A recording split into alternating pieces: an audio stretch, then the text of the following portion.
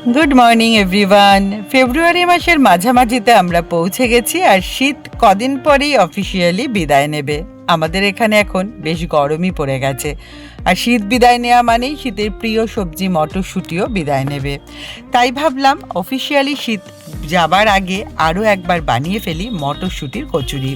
এবছর অনেকবারই বানিয়েছি, তবে এই ধরনের কচুরি বা স্টাফিং আইটেম আমাদের একা একা করে খেতে একদমই ভালো লাগে না।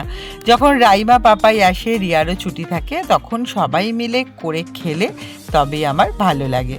তো চলো আজকে আমি বানিয়ে ফেললাম মটরশুঁটির একটা দারুণ সুন্দর পুর।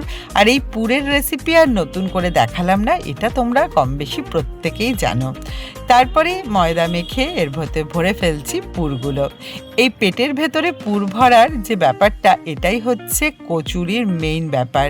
যত সুন্দর পুরটা ভরা হবে তত কিন্তু কচুরিটাও সুন্দর হবে।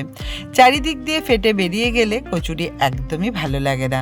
বেশ সুন্দর ভেতর থেকে অল্প অল্প সবুজ সবুজ আভাও দেখা যাবে, কিন্তু কিচ্ছু ফেটে বেরোবে না। দেখো আমার কিন্তু কচুরিগুলো বেশ সুন্দর হয়েছে, কি বলো তোমরা? আর এর সাথে বানিয়ে নিয়েছিলাম ছোট ছোট আলু দিয়ে আর মটরশুঁটি আর বেশ খানিকটা ধনেপাতা দিয়ে ঝাল ঝাল করে একটা আলুর দম। তো চলো এবার সার্ভ করে দিই। পাপাইকেও ডাকলাম, পাপাই তো নাইট জার্নি করে এসেছে, তাই একটু রেস্ট নিয়ে নিল। ওকেও ডেকে এবার দিয়ে দিচ্ছি কচুরি।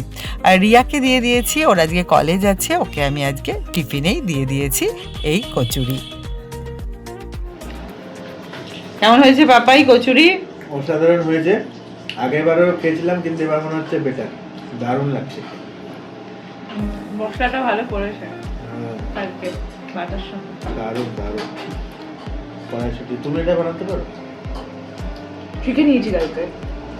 অসাধারণ। এটাই এত টেস্টি, এটাই শুধু শুধু হ্যাঁ, খাওয়া আমি তো এমনি খাচ্ছিলাম। এই খাওয়া। পাপাই এলেই তোমরা দেখেছো আমি পায়েস বানাই, কারণ পাপাই আমার হাতে পায়েস খেতে ভীষণ ভালোবাসে। আজকে আর পায়েসটা বানাইনি, গতকাল রাতে বানিয়ে রেখেছিলাম কাস্টার্ড। অনেক দিন কাস্টার্ড বানাইও না, আর এখন কত রকম ফ্রুটস পাওয়া যাচ্ছে, তো সেই জন্য কাস্টার্ড বানিয়েছিলাম। এই ছিল আজকের ব্রেকফাস্ট। লাঞ্চের পরে শুয়ে শুয়ে ভাবছি সন্ধেবেলা স্ন্যাক্সে কি বানানো যায়, একটু অন্যরকম কিছু। দিনটা আজকে আবার শনিবার, তাই নিরামিষ ছাড়া কোনো উপায় নেই। বানিয়ে ফেললাম সোয়াবিন দিয়ে এই কাটলেটটা। আজ যেহেতু ভ্যালেন্টাইন্স ডে, তাই শেপটা দিলাম হৃদয়ের মতো, আর পাপাই এটার নাম দিয়েছে হৃদয় কাটলেট। চলো, দিনটা বেশ ভালোই কাটলো আজকের মতো। টাটা।